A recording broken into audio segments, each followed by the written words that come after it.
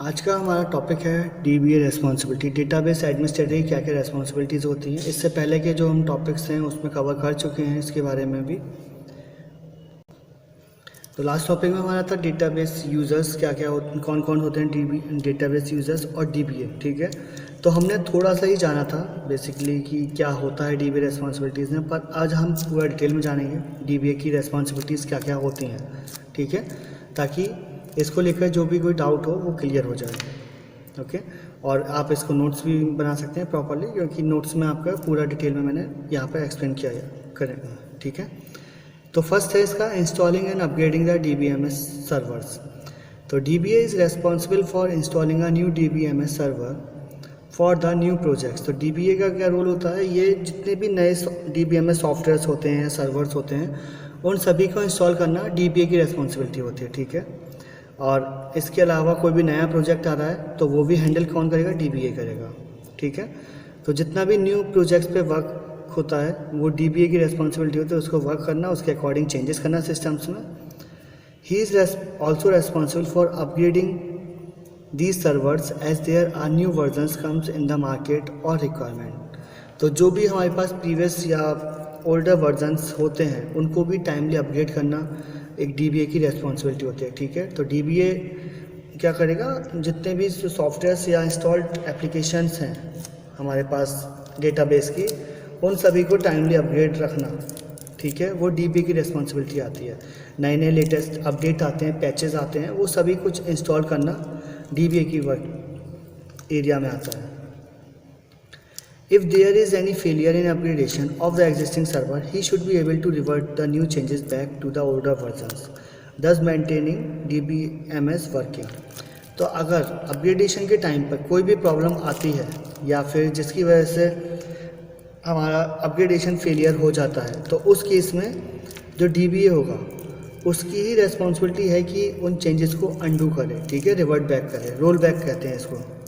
ठीक है, roll back करना, तो रोल बैक करे उन सभी चेंजेस को, ताकि जो हमारा DBMS है वो प्रॉपरली वर्क कर पाए। अगर ये रोल बैक नहीं होगा तो हमारा DBMS जो होगा वो डेटाबेस वो करप्ट हो जाएगा फिर। ठीक है, तो ये DBA की रेस्पॉन्सिबिलिटी होती है कि अपग्रेड करना है सॉफ्टवेयर्स को, इंस्टॉल करना है नए सॉफ्टवेयर्स को, ताकि DBMS प्रॉपर वर्क कर पाए हमारा।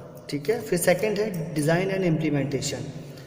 Designing the database and implementing is also DBA's responsibility. तो डिज़ाइन करना, डेटाबेस को डिज़ाइन करना बहुत ज़रूरी होता है, क्योंकि बिना डिज़ाइन किए कोई भी डेटाबेस वर्क नहीं कर सकता प्रॉपरली। ठीक है, तो हर एक डेटाबेस में डिज़ाइनिंग की ज़रूरत पड़ती है, क्योंकि हमें नहीं पता होता कितनी टेबल्स हमें लेनी है, तो पहले हम उसका एक रफ आइडिया लेते हैं, उसके बाद ही हम उन सब चीज़ों पे वर्क करते हैं।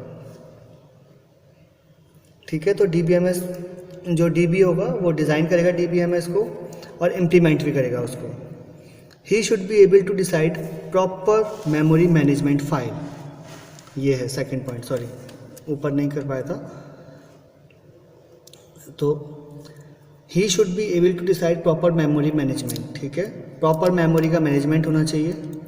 इसको कौन डिसाइड करेगा, ये भी DBA की रेस्पॉन्सिबिलिटी है। ठीक है, क्योंकि अगर मेमोरी मैनेजमेंट नहीं हो पाएगा तो हमारी जो कंप्यूटर की मेमोरी है वो अननेसेसरी वेस्ट हो जाएगी, क्योंकि ऐसा नहीं होता है कि जो भी हमारा DBMS है उसमें हम प्रॉपर यूटिलाइज कर रहे हैं मेमोरी का।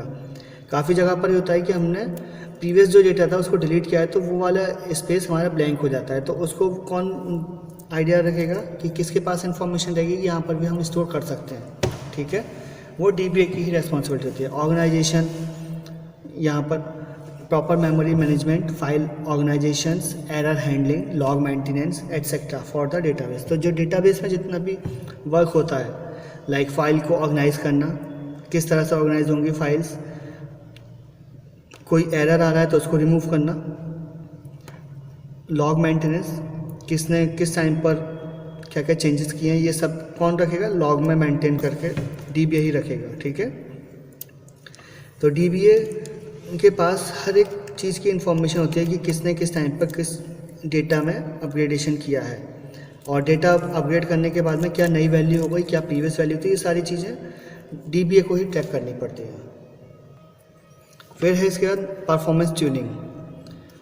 Since database is huge and it will have lots of tables, data constants and indices, there will be variations in the performance from time to time. तो डेटाबेस हमारा बहुत बड़ा होता है, ठीक है। जितना हम फाइल में अपने डेटा स्टोर करते रहते हैं तो वो हमारे डेटाबेस का साइज़ भी इंक्रीज़ होता रहता है ऑटोमेटिकली, ठीक है। तो इसकी वजह से हमारे डेटाबेस के अंदर बहुत सारी टेबल्स क्रिएट हो जाती हैं, डेटा कॉन्स्टेंट्स लग जाते हैं, डेटा के ऊपर कॉन्स्टेंट्स और इंडिसेस क्रिएट हो जाती हैं। तो इन सभी को इतनी ज़्यादा वेरिएशंस हो जाती है डेटा कॉन्स्टेंट्स में और इंडिसेस में। डेटा कॉन्स्टेंट्स क्या होता है पहले ये बताता हूँ। डेटा कॉन्स्टेंट जो होते हैं हमारे डेटा टाइप होते हैं, जिसमें हम proper data like integer type का वेरिएबल है तो हम किस में सेव करेंगे, इंटीजर टाइप में, ठीक है। तो ये हमारा डेटा कॉन्स्टेंट रहेगा इंटीजर टाइप का। फिर कैरेक्टर टाइप की वैल्यू है तो कैरेक्टर टाइप में जाएगी, अगर फ्लोट डेसिमल टाइप की है तो वो फ्लोट में जाएगी, लॉन्ग इंटीजर है तो लॉन्ग इंटीजर में जाएगा, इस टाइप से। तो ये डेटा कॉन्स्टेंट्स होते हैं। हर एक टेबल में इन सब का ध्यान रखना DBA की रेस्पॉन्सिबिलिटी होती है, ठीक है। और ये एक फाइल मैनेज होती है, उसमें सब कुछ ये रहता है, टाइम टू टाइम अपडेट भी करना होता है, परफॉर्मेंस चेक करनी होती है, ठीक है। तो ये सब DBA को ही हैंडल करना होता है, परफॉर्मेंस वाइज ट्यूनिंग इसकी। Also because of some designing issues और data growth the database will not work as expected. क्योंकि कुछ जगह पर डिज़ाइनिंग में इश्यूज़ होने की वजह से या डेटा बढ़ने की वजह से तो जो डेटाबेस है वो प्रॉपर वर्क नहीं कर पाएगा। तो उस जगह पर DBA को अपने परफॉर्मेंस ट्यूनिंग बढ़ानी होगी डेटाबेस की, ठीक है। परफॉर्मेंस ट्यूनिंग डेटाबेस की इंक्रीज़ होती है ताकि हम डेटाबेस को एक्सेस कर पाएँ, ओके। तो यहाँ पर ये DBA की रेस्पॉन्सिबिलिटी होती है कि जो डेटाबेस है वो प्रॉपर वर्क करे, उसमें कोई भी डिज़ाइनिंग इश्यूज़ या डेटा ग्रोथ होने पर जो डेटाबेस है वो कोलैप्स ना करे, ठीक है। It is responsible to make sure all the queries and programs work in fraction of seconds, like fraction of seconds.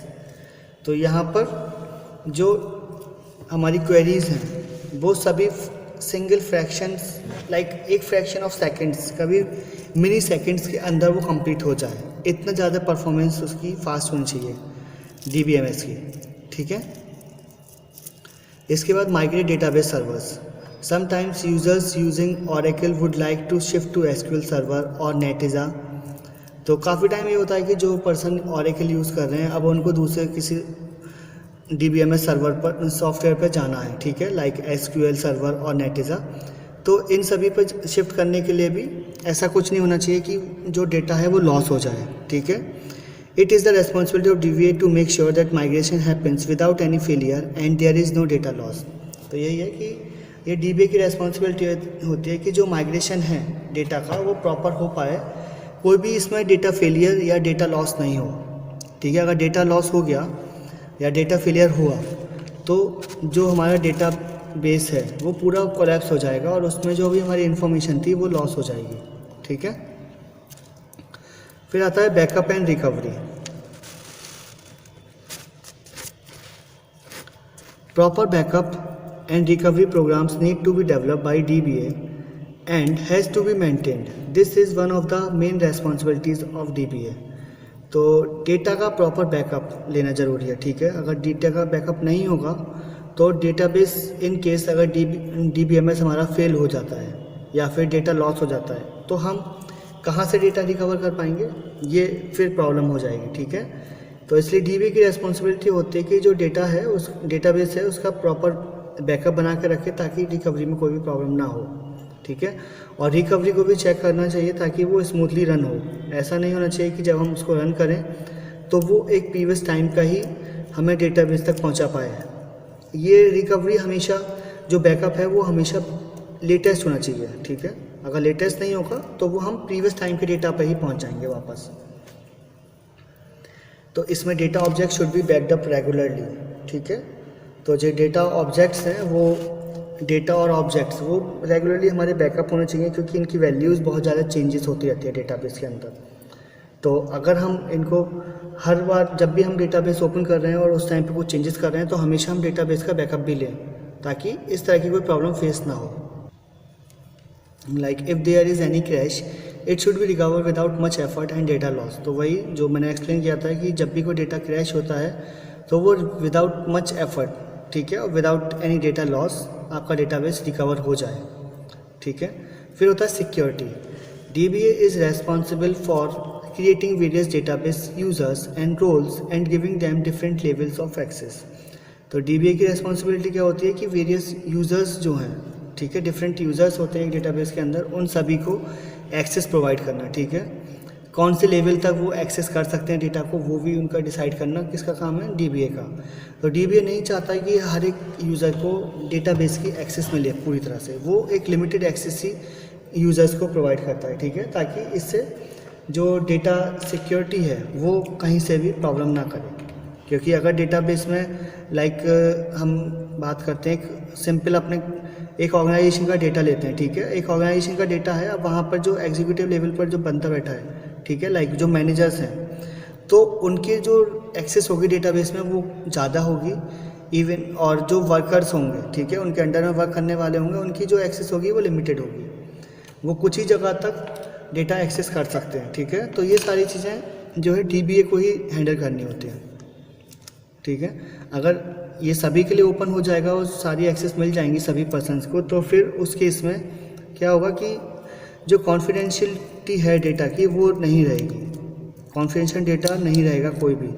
फिर हर कोई अपने मैनेजर्स या उनके सुपीरियर्स की सैलरी देख सकता है, सैलरी और पे स्लिप्स डाउनलोड कर सकते हैं। इसके अलावा और भी सारी इन्फॉर्मेशन है, पर्सनल इन्फॉर्मेशन, वो सब एक्सेस कर सकते हैं। तो इसलिए एक्सेस कॉन्स्टेंट ज़रूरी होता है डेटाबेस में क्रिएट करना, और वो DBA की रेस्पॉन्सिबिलिटी होती है। फिर है डॉक्यूमेंटेशन।